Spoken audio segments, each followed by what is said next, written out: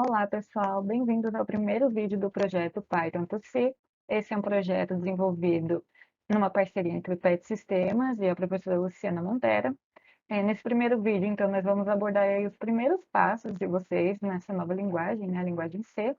E nesse vídeo, então, nós vamos desenvolver o primeiro código e ao final do vídeo nós vamos compilar esse código em C. Então, a primeira coisa que nós precisamos para começar o nosso código em C é incluir as bibliotecas que nós vamos utilizar. Uma que nós sempre utilizamos é a stdio.h. Ela é uma biblioteca padrão da linguagem C de entradas e saídas. Como o nosso código tem saídas, nós vamos precisar dessa biblioteca. Em seguida, nós precisamos incluir a main aqui. A main é onde nós vamos colocar todo o nosso código, as nossas variáveis, as nossas condições, as estruturas de repetição, enfim. Todas as nossas instruções elas vão ficar dentro da main, a não ser que elas fiquem em alguma função diferente, ou que elas sejam variáveis globais, que aí elas ficam aqui fora. Mas isso vocês vão ver mais para frente. Por enquanto, todas as nossas variáveis vão estar dentro da main. Outra coisa que fica diferente na linguagem C. Nós vamos precisar declarar as variáveis. Em Python, as variáveis não é necessário declarar elas já são inicializadas aqui. Então, eu já consigo fazer A é igual a 1. E o Python já entende que A é um número inteiro, porque 1 é um número inteiro, não tem casa decimal após ele. Em, em C, eu não posso fazer isso, eu tenho que dizer que A é um número inteiro e B é um número inteiro. E os números flutuantes aqui do meu código são C e D. Eu poderia também ter feito isso em linhas separadas, eu fiz junto para ficar mais enxuto, mas eu poderia ter colocado int A, int B, float C, float D. Outra coisa, após a declaração, então, nós podemos inicializar as variáveis. A é igual a 1, B é igual a 2, eu estou usando os mesmos números que nós usamos no código ali de Python, e D é igual a 1,25.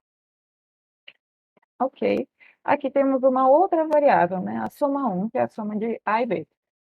Eu poderia já ter declarado ela aqui junto com as outras variáveis, mas eu também posso declarar ela aqui no meio do código, não tem problema nenhum.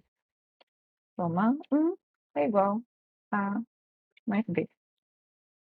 E aí, na hora de fazer a saída, o print é printf, nós vamos colocar A mais B é igual a %B. O que é esse %B? Ele indica que a variável que vai ficar aqui dentro, que vai ser a soma 1, né, é uma variável inteira. Se fosse %f, seria uma variável flutuante. Então, a gente sempre tem que se atentar a qual símbolo que nós estamos colocando aqui, porque ela simboliza qual é a variável que vai se encaixar ali dentro. Em seguida, precisamos colocar barra "n", porque diferente do Python, que é a quebra de linha, que nós tivemos dois prints separados, a quebra de linha aqui ela acontece automaticamente. Em C, isso não acontece. Se eu tiver vários prints e não quebrar a linha com barra "n", a todo o código vai ficar na mesma linha, a saída inteira não muda de linha, não corre a quebra de linha. Então agora soma 1. Agora printf, C mais B é igual. Então, como eu falei, o %f indica um número flutuante. Esse ponto 2 que nós colocamos aqui no meio, da mesma forma que em Python, ele indica a quantidade de casas decimais que nós queremos mostrar na saída. E aqui podemos fazer a soma também durante a saída.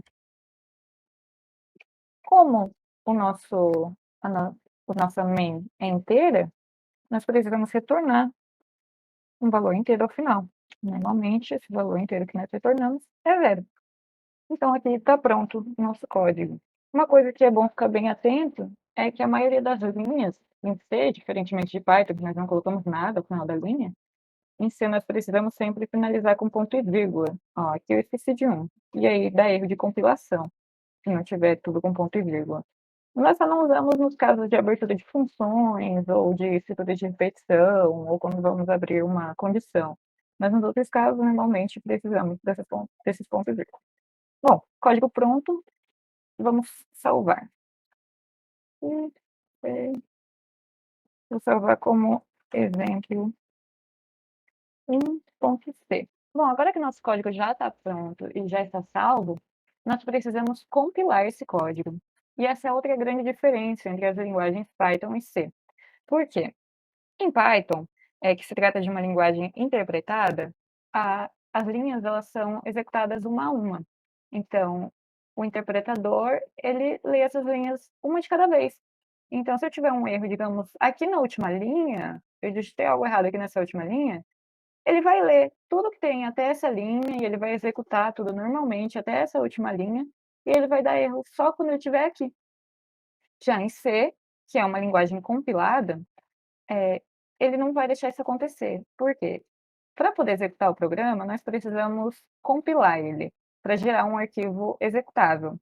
E na hora de compilar, se tiver qualquer erro, em qualquer linha, digamos que seja aqui na última, eu não consigo compilar esse arquivo.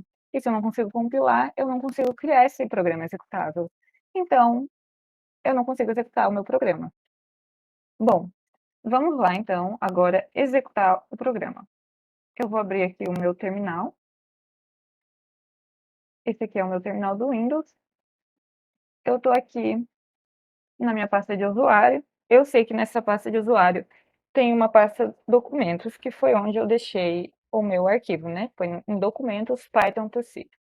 Então, eu dou um comando cd, que é para entrar em uma pasta. Então, aqui eu vou entrar nessa pasta documentos e eu vou entrar nessa pasta. Dentro dessa pasta, eu lembro que eu salvei o arquivo exemplo 1.c. Esse comando gcc é o comando que a gente utiliza, então, para compilar os arquivos do tipo C. Aqui eu vou dar um tracinho O, que é para escolher o nome que eu vou dar para esse programa. Eu vou dar aqui para ele o nome PGR. Pronto, o arquivo foi compilado. Se ele não fosse compilado por algum motivo, se tivesse algum erro, aqui iriam aparecer quais eram os erros desse arquivo. Aí agora, para executar esse arquivo, também aqui no terminal, ./pgr.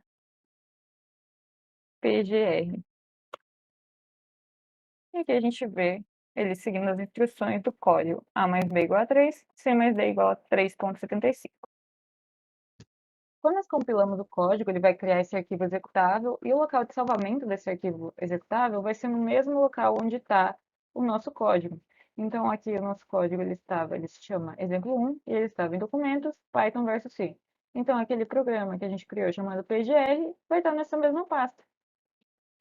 Bom, relembrando então os principais pontos do vídeo de hoje. O primeiro deles é a inclusão das bibliotecas, a principal delas então é a stdio.h.